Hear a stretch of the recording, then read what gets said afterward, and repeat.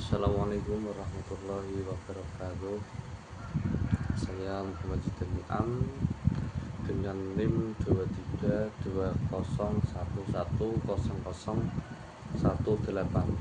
kelas HKIA semester 5 dengan dosen pengampu Bapak Fuad dalam matkul fikih muamalah. Untuk menjawab soal UTS yang pertama, yaitu ada definisi fikih. Jadi fikih sendiri itu berarti memahami secara mendalam. Kemudian untuk secara istilah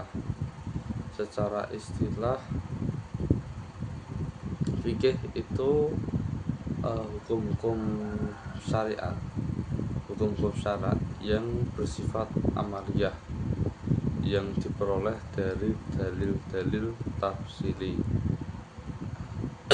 Kemudian yang kedua, definisi fikih muamalah.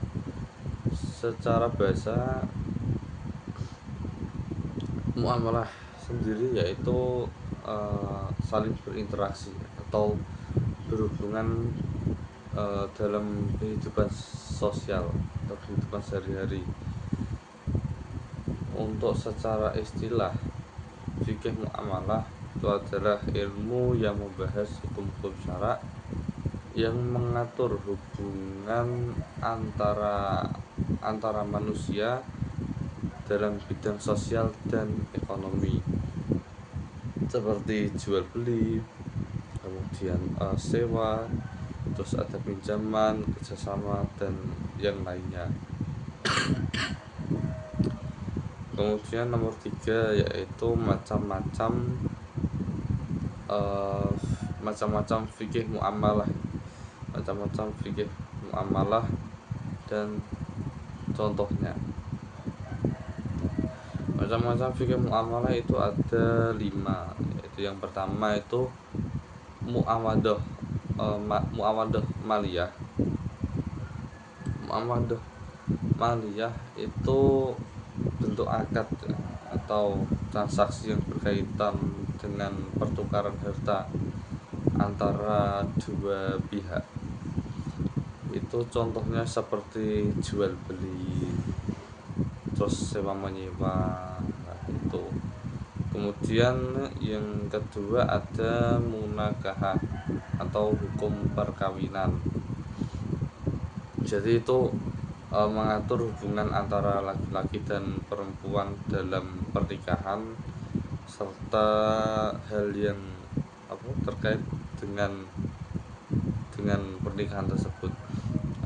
Contohnya itu ada akad nikah, terus ada mahar, setara dan rujuk, kemudian ada lagi nafkah dan juga hak waris dalam keluarganya. Kemudian yang ketiga itu ada mukhasamah, itu hukum acara atau peradilan. Nah, itu adalah aturan yang berkaitan dengan penyelesaian sengketa dan tata cara peradilan dalam Islam. Nah, seperti contoh itu persidangan di pengadilan agama, terus sanksi dan pembuktian dalam perkara hukum, terus juga putusan hakim. Nah, itu. Kemudian yang keempat itu ada amanah dan ariyah. Itu artinya pinjaman dan titipan. Seperti contoh kalau yang titipan itu kan menitipkan barang kepada orang lain agar dijaga. Kalau yang pinjaman itu ada yang pinjam seperti meminjamkan uang, tentunya dengan tanpa bunga. Nah, terus yang terakhir ada tirkah atau harta peninggalan.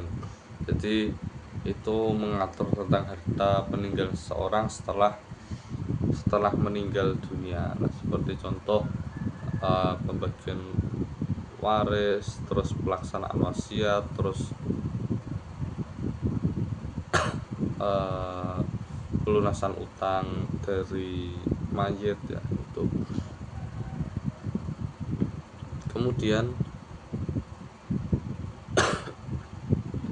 ada prinsip-prinsip fikih muamalah. Prinsip-prinsip fikih muamalah yang pertama rabbaniyah atau tauhid. Nah, itu secara bahasa artinya ketuhanan. Sedangkan secara istilah itu artinya aktivitas muamalah itu harus berdasarkan nilai ketuhanan dan ajaran Allah Subhanahu wa taala. Karena semua kegiatan manusia itu bernilai ibadah jika diniatkan karena Allah.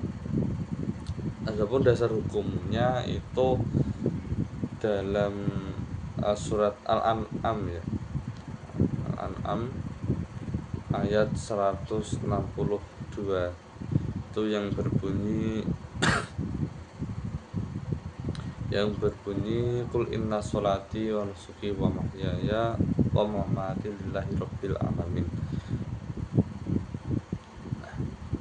Itu keterkaitannya, jadi segala bentuk transaksi ekonomi itu harus bernilai ibadah dan tidak boleh melanggar syariat. Karena tadi artinya kan sesungguhnya sholatku, ibadahku, hidupku dan matiku hanya untuk Allah, Tuhan semesta alam. Kemudian contoh aplikasinya itu tidak berdagang barang haram, terus kalau bertransaksi itu dengan cara yang halal dan juga jujur itu. Nah, kemudian yang kedua ada adalah atau keadilan. Jadi secara bahasa itu menempatkan sesuatu pada tempatnya. Nah, kalau secara istilah itu menegakkan keadilan dan menghindari kezaliman dalam setiap transaksi ekonomi. Dasar hukumnya innallaha ya'muru bil adli wal ihsan. Nah, itu ada di surat An-Nahl ayat 90. Jadi itu terkaitannya itu keadilan menjadi landasan utama dalam setiap akad dan tidak boleh ada pihak yang dirugikan. Kemudian contoh aplikasinya itu menjual barang dengan harga sesuai kualitas, terus juga menimbang dengan benar, jangan ada kecurangan lah intinya. Kemudian ada insaniyah atau kemanusiaan, yaitu secara bahasa itu kan berarti manusia. Kalau secara istilah itu berarti malah itu harus menjunjung tinggi nilai kemanusiaan, terus harus saling tolong menolong dan menghormati hak sesama. Nah, itu dasar hukumnya ada di surat Al-Hujurat ayat 49 yang berbunyi ya ayyuhan nasu inna khalaqnakum min dzakarin wa unsa wa ja'alnakum syu'uban wa qabail lita'arafu inna akramakum indallahi atqakum. Nah, keterkaitannya, jadi prinsip ini itu menuntut agar setiap transaksi menjaga martabat manusia dan menghindari eksploitasi. Kemudian contoh aplikasinya itu memberikan gaji yang layak, terus tidak menipu, terus memperlakukan pelanggan dengan baik. Nah, itu. Kemudian ada hurriyah ya. Nah, itu secara bahasa artinya kebebasan. Kalau secara istilah itu berarti setiap orang itu memiliki kebebasan untuk bertransaksi selama sesuai dengan syariat dan tanpa paksaan. Itu dasar hukumnya ada di surat Al-Baqarah ayat 256. Itu yang berbunyi la ikraha fiddin. Keterkaitannya, jadi kebebasan dalam muamalah itu mencakup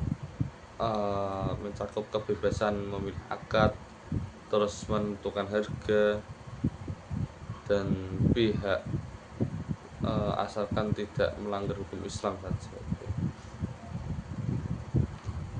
Contoh aplikasi. Contoh aplikasi itu transaksi itu dilakukan atas dasar suka sama suka. Intinya tidak ada paksaan. Terus yang terakhir ada gharar wa riba. Itu artinya bebas dari ketidakjelasan dan riba. Nah, dasar hukumnya itu di surat Al-Baqarah ayat 275 yang berbunyi wa ahallallahu bai'a wa harrama riba. Itu keterkaitannya itu adalah ayat itu menegaskan bahwa semua bentuk riba itu dilarang. Terus setiap transaksi harus memiliki kejelasan objek dan akadnya. Contoh aplikasi yaitu misalnya tidak mengambil bunga dari pinjaman, terus tidak menjual barang yang tidak jelas keberadaannya. Itu bukan hanya menjual ya, tapi juga membeli lah. Intinya semua harus jelas begitu.